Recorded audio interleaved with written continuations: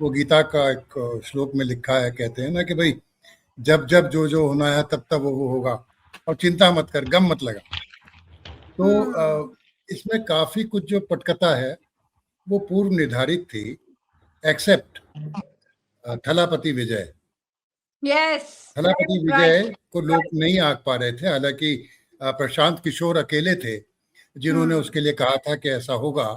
और थोड़ा थोड़ा लग रहा था, जब वहां भीड़ आ रही थी, सब कुछ हो रहा था, तो लग रहा था कि कुछ तो है जो इतनी भीड़ आ रही है, सब कुछ हो रहा है। और देखिए, तमिलनाडु का तो इतिहास भी रहा कि वो जो कलाकार हैं, जो हीरो स्टार हो जाते हैं, उनके पीछे वो जाते हैं।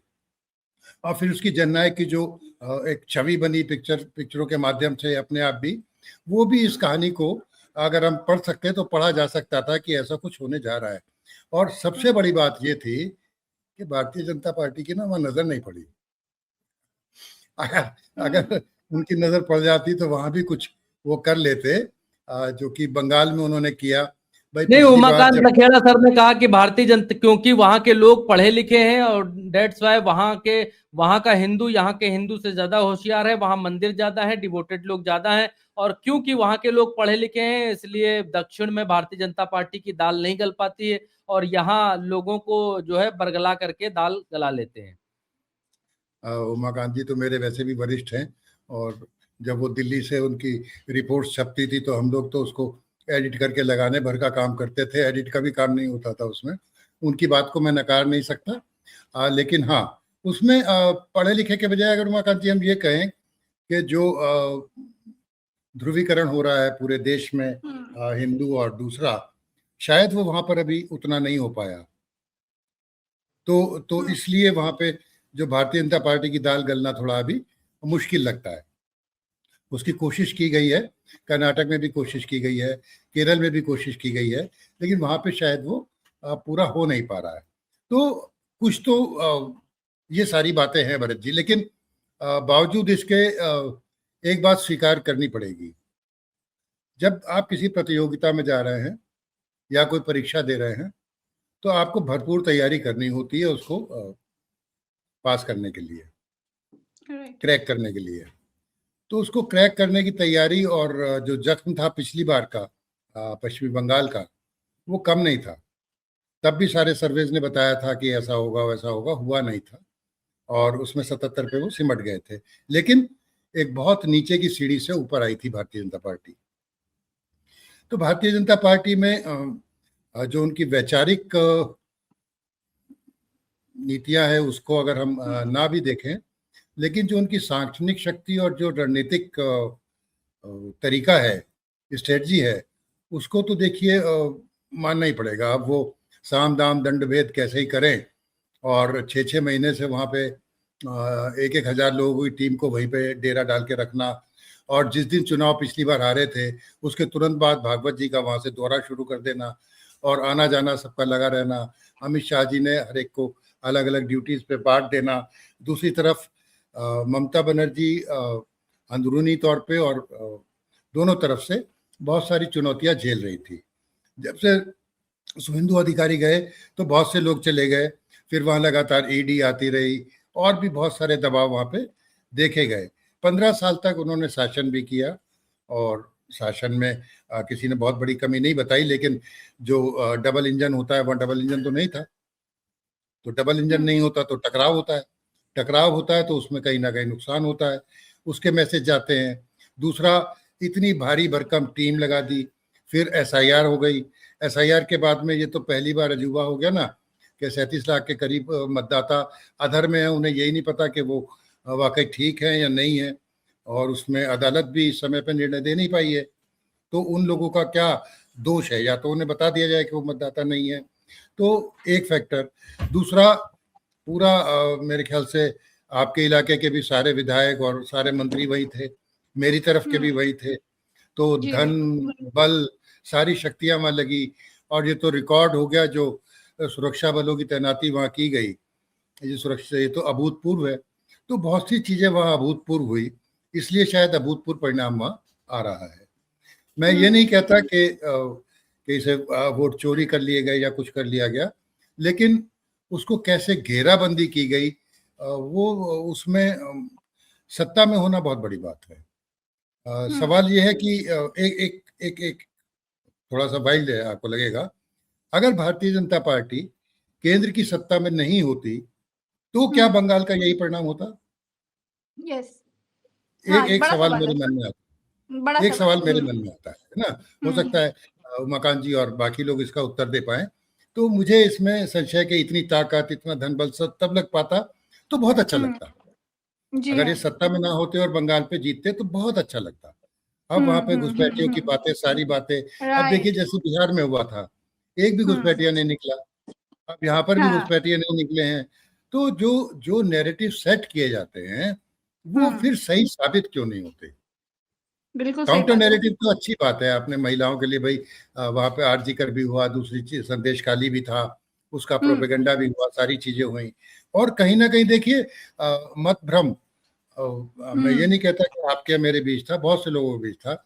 आप बंगाल के जितने चैनल्स चाहें, बंगाल के न्यूज़पेपर्स के अच्छे ब्यूरो चीफ्स, अच्छे रिपोर्टर्स, वहां के सारे चैनल, वो क्यों एक तरफा अभी तक टीएमसी को जिता रहे थे? वो तो ग्राउंड पे है ना भरत जी, आप और हम चले रहे हैं, दूर बैठे हैं, नो पर वो लैंग्वेज लोग तो बैरियर, ग्राउंड पे थे, बिल्कुल सही बात है ना प्रज्ञा जी? दे हैव लोकल कनेक्ट, बिल्कुल सही बात है। तो मुझे आश्चर्य होता है कि क्या कोई भी इस बात को पढ़ पाने में अक्षम था? क्या उन्होंने इतने दिनों पत्रकारिता की, जनता से जुड़े हुए हैं, जमीन पे जाते हैं, उन्हीं की भाषा में बात करते हैं?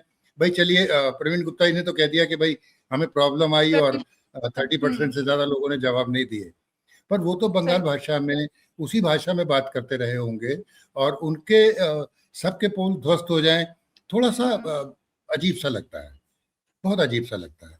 असम के बारे में बहुत बड़ी बात नहीं है, ये बीजेपी तो जीती, लेकिन वही जैसे हरियाणा में कांग्रेस ने प्लेट में सजा के दे दिया था, लगभग वैसा ही है। वहाँ कांग्रेस कोई चुनौती मेरी नज़र में बड़ी चुनौती पेश नहीं कर पाई। ये दीगर है कि वहाँ पे जिस तरह से परिसीमन किए गए और सीटें ऐसी थी कि जैसे गली में सांप घूम रहा हो, इस तरह से परिसीमन सीटों का हुआ। तो ये बहुत सी बातें हैं जिनको इतिहास में दर्ज किया जाएगा। इनके जवाब न जाने कब मिलेंगे, पर मिलेंगे जरूर। लेकिन जो सुखद खबर है, ये भी है कि कांग्रेस का क्या रोल रहा बंगाल में, पश्चिम बंगाल में, क्योंकि राहुल गांधी बार बार ये कह रहे थे कि ममता बनर्जी मोदी और बीजेपी के लिए रास्ता बना रही हैं, और बीच चुनाव के वो अंडमान चले गए वहां का प्रदर्शन दिखाने के लिए, तमाम चीजें रही। कांग्रेस का क्या प्रेजेंटेशन आपने देखा? असम में भी बताइएगा, और बंगाल, असम में तो उम्मीद नहीं थी। मैं यही कहना चाह रहा हूं कि मैंने हरियाणा का नाम क्यों लिया। देखिए, आप एक या दो परिवारों पे डिपेंड कर जाते हैं, है ना, और उन्हीं के हाथों में सारी जो है केंद्रीयकरण हो जाता है सब चीजों का, तो इसका नुकसान तो होगा। और जब एक बार चोट लग जाए तो दूसरी बार तो आपको संभल के चलना चाहिए ना, ज्यादा से ज्यादा लोगों को जोड़ना चाहिए। तो वहां पर मुझे तो ऐसा लगता है कि जैसे वॉकओवर सा दिया गया हो। आप बताइए, असम से कोई खबर आई आपको? आपके पास कोई कांग्रेस के एग्रेशन की कोई खबर आई हो, कोई कैंपेन का नैरेटिव आया हो? अच्छा, अब मुझे बताइए प्लीज, है ना। तो फिर इसे वॉकओवर नहीं कहेंगे तो और क्या कहेंगे? आप बताइए भाई, इसे वॉकआउट नहीं कहेंगे तो क्या कहेंगे? दूसरी तरफ बिल्कुल जो उनके मन में आ रहा था वो बोल रहे थे, क्योंकि सब कुछ गौरव गोगोई के ऊपर सौंप दिया गया था, सारी जिम्मेदारी गौरव गोगोई को दी गई थी, और यही सोचा गया था कि गौरव गोगोई है जो जीत दिला सकते हैं। जो ताकत और लोगों को झोंकनी चाहिए थी वो नहीं, ताकत पूरी कांग्रेस झोंक। और केरल के बारे में भी बताइएगा सर, केरल के बारे में। मैं केरल के लिए बताने से पहले असम की बात में प्रज्ञा जी का जवाब दे दूं। देखिए, चाहे अनचाहे एक बड़ी अजीब परिस्थिति आ गई है, मुझे लगता है बाद में और पैनलिस्ट है वो भी इस बात पे विचार करेंगे और कुछ अपना विचार भी देंगे। एक तो दुनिया बड़ी इम्पेशेंट हो गई है, हर एक को ना तुरंत रिजल्ट चाहिए, और तुरंत कुछ भी ऐसा लुभावनी चीज चाहिए जो उसे चाहे मिले ना मिले पर उसे लगे कि ये मिल जाएगी, तो हिमंता उसे डिलीवर करने में कामयाब रहे। दूसरी तरफ अगर गौरव गोगोई की बात करें तो जो सॉफ्ट पर्सनैलिटीज हैं या जो नरम स्वभाव में है वो अब कहीं नहीं, उसको जनता स्वीकार नहीं कर रही है। एग्रेशन बहुत जरूरी हो गया है। आप चाहे मोदी जी का ले लीजिए, अमित शाह का ले लीजिए, उनकी भाषा ले लीजिए, सबकी भाषा ले लीजिए, उनकी भाषा ले लीजिए, ये मुझे ऐसा लगता है, ये मेरी फीलिंग है। अब ये यही नहीं हो रहा है, पूरी दुनिया में भी हो रहा है। सब इम्पेशेंट है, बहुत जल्दी चाहिए और उन्हें आक्रामक बोलने वाला चाहिए। अगर कोई सही से बोल रहा है या नरम स्वभाव से बोल रहा है तो उसकी वो अपील ही नहीं है, उसको लोग इधर से सुना उधर से निकल गए। और देखिए, बुरा मानिएगा, सोशल मीडिया पे भी तो यही हो रहा है। अगर कोई बैलेंस करके चलना चाहे तो कोई टीआरपी आ रही है क्या, क्या उसके व्यूज आ रहे हैं क्या, या तो ऐसे दो खेमों में बट गए हैं कि या तो इधर चलिए या उधर चलिए, और बोलिए आक्रामक। बैलेंस नहीं बोलेंगे आप, आक्रामक बोलिए। जहां तक केरला की बात है तो देखिए, वहां तो वैसे भी इतिहास रहा है हर बार बदलने का, और भारतीय जनता पार्टी ने वहां भी कोशिश की थी कि थोड़ा ध्रुवीकरण हो। और जब मेयर के चुनाव हुए और शशि थरूर कई बार अलग अलग बोल रहे थे तो ऐसा लग रहा था कि भाई क्या हो रहा है, क्या हो रहा है, क्या होगा, जने क्या होगा। लेकिन जब तक चुनाव आया उससे पहले ये स्थितियां लगभग स्पष्ट होने लगी थी कि क्या होने जा रहा है। और आप देख लीजिए उनके मुख्यमंत्री किस तरह से संघर्ष कर रहे हैं अपनी सीट पर भी, है ना, सब जगह। मतलब वहां पर केरल में मुझे कोई बहुत आश्चर्य नहीं है। और देखिए, चुनाव से कुछ एक महीना, हाँ, करीब 50 दिन पहले से शशि थरूर जी की भी टोन बदल गई थी, अगर आप सबको याद हो, और उनकी बातें बदलने लगी, तो यानी कि वो रीड कर रहे थे जगह को, क्या होने जा रहा है। तो केरल अभी थोड़ा सा इससे अछूता है, और जो उसका पुराना है परंपरा है कि भाई बदलना है, उसको उन्होंने किया है। लेकिन बावजूद जीतने के भारतीय जनता पार्टी वहाँ दोबारा से बहुत गाँव में और सब जगह घुसने की कोशिश कर रही है, और अपना एजेंडा वो लागू करने के साथ साथ, अगर वो बिल पास हो जाता और परिसीमन होता, तो अगर परिसीमन दोबारा हो गया तो आई एम नॉट श्योर के वायनाड सीट का वही स्वरूप रहेगा जो आज है। यानी कि जब परिसीमन होगा तो उसमें बहुत तो कुछ बदलाव हो सकता है, और इस तरह का बदलाव जो किसी एक पक्ष के मुफीद हो, उसके फेवर में हो, जैसा कि असम में परिसीमन में बहुत सी ऐसी चीजें देखने को मिली हैं। तो भारतीय जनता पार्टी तो अपने तरकश के सारे तीर चलाए जो उसने बंगाल में चलाए, है ना। उसका ताजा उदाहरण बंगाल है, देखिए, है ना। सब सारी कोशिश, सब चीज उन्होंने करी है। तो मैं तो यही कहूंगा, फिर भी इन सब के बीच लोकतंत्र के लिए, आपके लिए, हमारे लिए एक सुखद खबर थलापति विजय है। अगर जनता इस तरह का परिवर्तन चाहेगी, ऐसे युवाओं को लाएगी, और देखते हैं वो बालेन शाह जैसे साबित होते हैं, जननायक साबित होते हैं, या अनिल कपूर वाले नायक बनते हैं, देखना होगा। लेकिन पुष्पेंद्र सिर्फ सवाल ये भी है कि थलापति विजय के पास अभी पॉलिटिक्स का जो अनुभव है वो जीरो अनुभव है। ऐसे में आप क्या देख रहे हैं कि तमिलनाडु में किस तरह की चेंजेस आ सकते हैं, मतलब किस तरह के एक्सपेरिमेंट्स होंगे, और क्या तमिलनाडु की जनता इस तरह के एक्सपेरिमेंट्स के लिए तैयार है? वो जनता, sir sorry for interrupting you, वो जनता जो आदि है बेनिफिशियरीज की, आदि है फला ले लो फला ले लो फला ले लो, ऐसे में काम करने वाला नेता, एक्टर, सॉरी, अब वो नेता बनेंगे, तो क्या जनता इस चीज के लिए रेडी है तमिलनाडु की? प्रिया जी, आपने बहुत अच्छी बात करी है जी, बहुत अच्छी बात करी है। हालांकि एक जगह में जो शुरुआत में आपने कहा कि वो एक्सपीरियंस नहीं है, तो मैं तो ये कहूंगा कि ये अच्छा है कि वो एक्सपीरियंस नहीं है। ये तो अच्छा है कि पुराने पॉलिटिशियन नहीं है, तो बेहतर करेंगे। लेकिन अफसोस इस बात का है कि उन्होंने भी उन्हीं फ्री बीज का सहारा लिया है जिनका पार्टियां वो लेती रही हैं। और तमिलनाडु की जो आर्थिक स्थिति है उसमें वो इन वायदों को कैसे पूरा कर पाएंगे हमें नहीं पता। 27,000 की सब्सिडी मछुआरों के लिए है, 3,000 रुपये महीना महिलाओं के लिए है। फिर महिलाओं को शादी पे सोने तक की सौगात दी है, सोना देंगे और 25 लाख रुपया। तो ये कैसे पूरा होगा भाई, हम नहीं जानते। हालांकि उन्होंने कुछ जगह पे, जैसे 2024 में मोदी जी ने होलोग्राम से कई जगह किया था, तो उन्होंने पूरे फिल्मी अपना हथकंडे अपनाए, अपना होलोग्राम से ही भाषण दिए। और जो डबल नहीं होता है इनका, क्या कहते हैं उसे, सिनेमा में जो डबल रोल करते हैं ना, पिटाई के टाइम पे वो आ जाते हैं।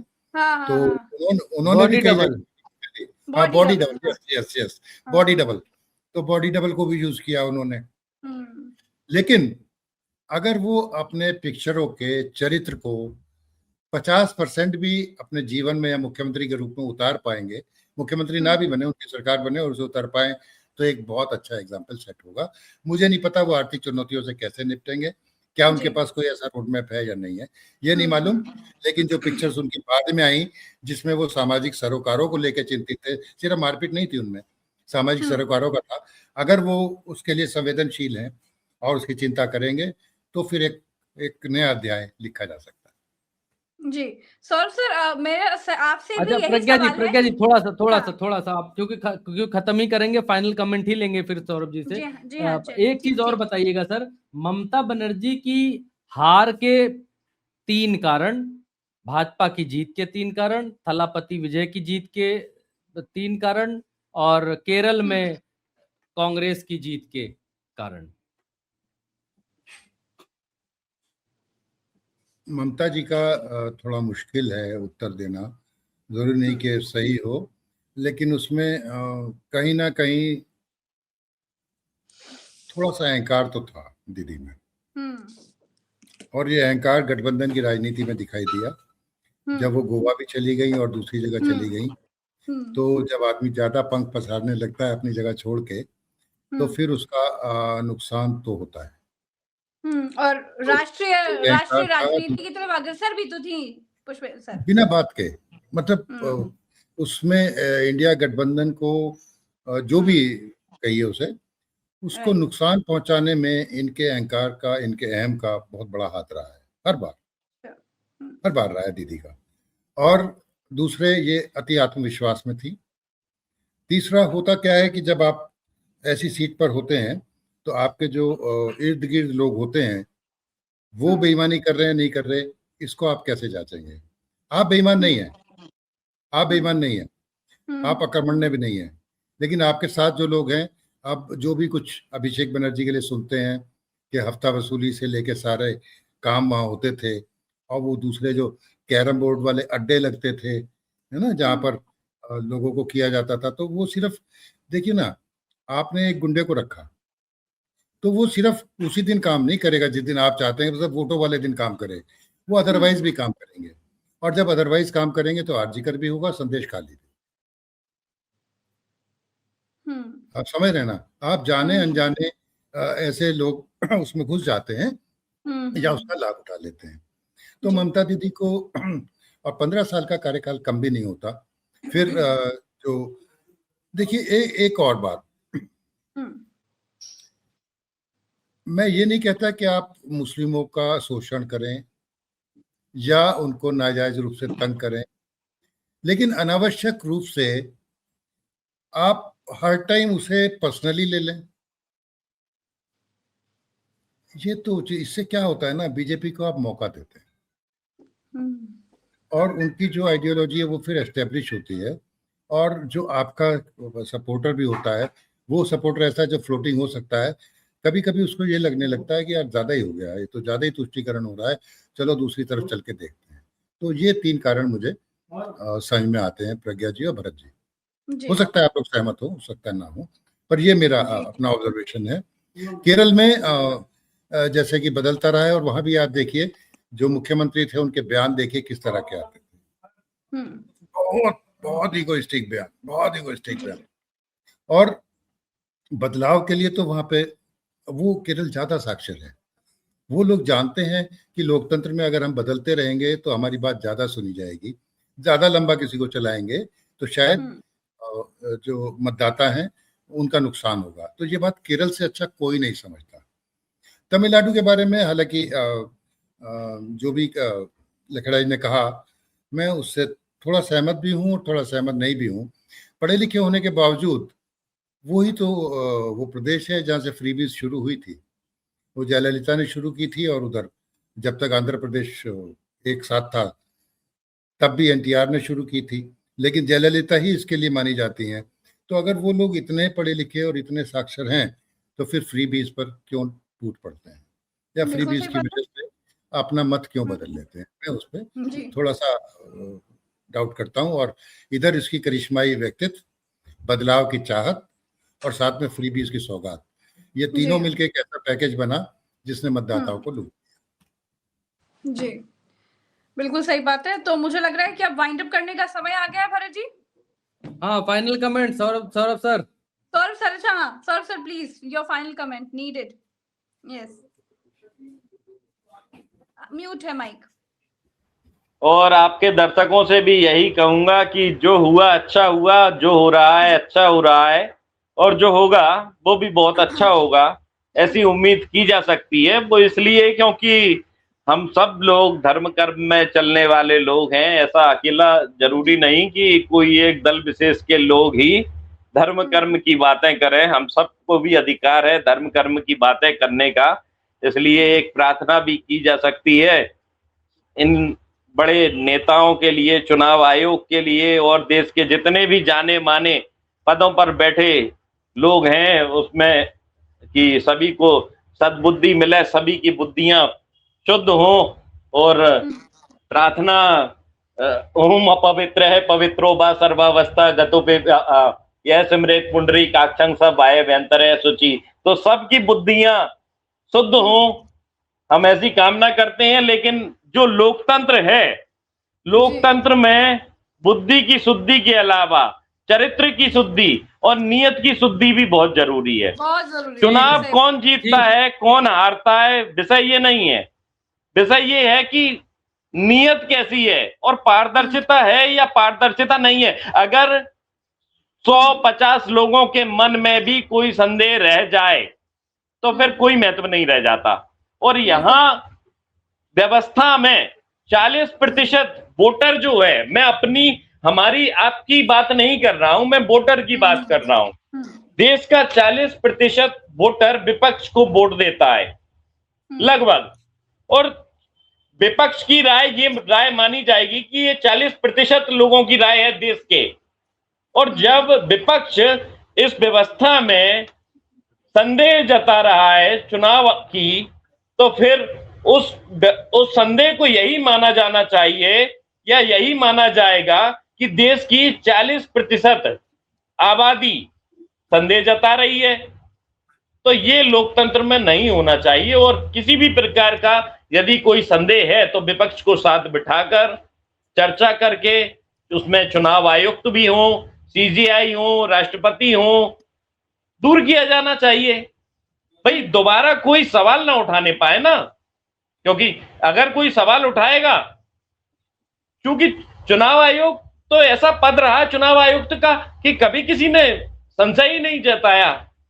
इतनी आसानी से आज चर्चाएं हो जाती हैं, ऐसा कभी पहले किसी ने सोचा ही नहीं था कि कोई चुनाव आयुक्त के बारे में बात करेगा कि ये भूमिका इनकी संदिग्ध है या कटघरे में है या ऐसे आरोप लगाए जाएंगे, कभी सोचा ही नहीं गया था। तो उम्मीद ये करते हैं कि बुद्धि शुद्धि होगी, और बुद्धि शुद्धि सबकी होगी तो चुनाव की व्यवस्थाएं भी माकूल बदलेंगी। और जल्द ही जो सीजीआई वाला प्रकरण है उस पर निर्णय आएगा, फास्ट ट्रैक कोर्ट में सुनवाई होगी और सभी राजनीतिक दल एक साथ बैठें और चर्चा करें इस विषय में। इन विषयों में ये नहीं होना चाहिए कि राहुल गांधी कुछ कह रहे हैं और अजय माकन जी निशाना साध रहे हैं, फिर क्योंकि दिल्ली में उन्हें मुख्यमंत्री बनना है, अगर दिल्ली में कांग्रेस आती है तो फिर आम आदमी पार्टी पे निशाना साध रहे हैं। पहले एक मामले का निराकरण हो जाए, फिर आप लड़ लीजिएगा, लड़ लीजिएगा ना जितना लड़ना है। जी बहुत बहुत शुक्रिया सौरभ दुबे सर, पुष्पेंद्र सर आपका बहुत बहुत शुक्रिया, भरत जी शुक्रिया, दर्शकों का भी बहुत बहुत आभार।